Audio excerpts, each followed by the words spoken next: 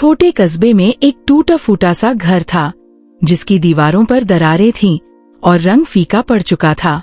यह घर सलमा नाम की एक बूढ़ी औरत का था। घर के पीछे एक पुराना बाग था। देखने में वह सूना और उजड़ा लगता था। टेढ़े मेढ़े पेड़, जंगली घास और मुरझाए फूल।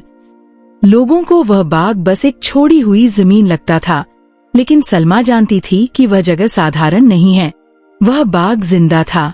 उसमें एक आत्मा बसती थी, जो हर पत्ते, हर फूल और हर हवा की सांस से जुड़ी थी। सलमा के साथ रहती थी आदन, एक 10 साल की नटखट और शरारती बच्ची। आदन को खेलना, हंसना और शरारतें करना बहुत पसंद था, लेकिन अक्सर वह सोचे बिना कुछ कर बैठती। एक दिन दोपहर में जब सलमा आराम कर रही थी, आदन चुपके से बाग में चली गई। वहां की हवा ठंडी और ताजा थी। उसने देखा कि कुछ फूल अब भी खिले हुए हैं। उसकी आंखें चमक उठीं। कितने प्यारे फूल हैं, उसने सोचा और एक एक करके फूल तोड़ने लगी। उसने उन फूलों से एक मुकुट बनाया, सिर पर रखा और नाचने लगी। वह खिलखिला रही थी। उसे ये जरा भी एहसास नहीं था कि बाग उसे देख रहा है। अचानक एक गहरी सरसराहट गूंजी। पेड़ तेजी से हिलने लगे, मानो गुस्से में हों। फूल झुक गए जैसे दर्द में हों। बाग के बीचों बीच से एक चमकती हुई आकृति निकली। वह थी बाग की आत्मा, हरी रोशनी से बनी, पत्तों और बेलों से घिरी हुई। उसकी आवाज गूंजी, आदन, तुम हमें क्यों चोट पहुंचा रही हो? ये फूल खिलौने नहीं हैं। ये भी सांस लेते हैं, जीते हैं। जब तुम इन्हें तोड़ती हो तो उनकी जिंदगी छीन लेती हो। आदन कांप गई। उसका शरारती चेहरा डर में बदल गया। उसके हाथ से फूलों का मुकुट गिर गया। वह धीमी आवाज में बोली, मुझे नहीं पता था। मैंने कभी सोचा ही नहीं। तभी सलमा वहां आ गई। उसने आदन को पास खींच लिया और आत्मा की ओर झुककर बोली, उसे माफ कर दो। ये बच्ची है, इसे समझ नहीं थी। फिर सलमा ने आदन की आंखों में देखते हुए कहा, बेटी, प्रकृति की हर चीज जिंदा है। फूल तोड़ने से उन्हें दर्द होता है। पेड़ हमें छाव, खल और हवा देते हैं। पानी हमें जीवन देता है। मिट्टी हमें अनाज देती है।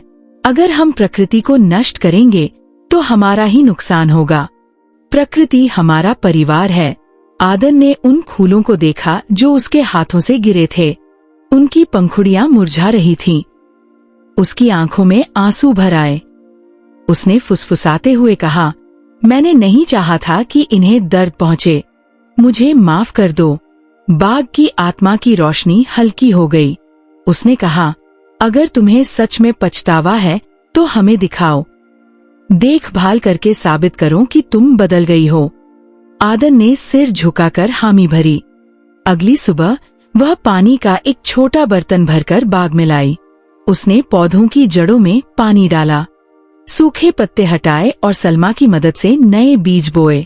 दिन बीतते गए। धीरे धीरे छोटे छोटे पौधे अंकुरित होने लगे। बाग फिर से हरा भरा होने लगा।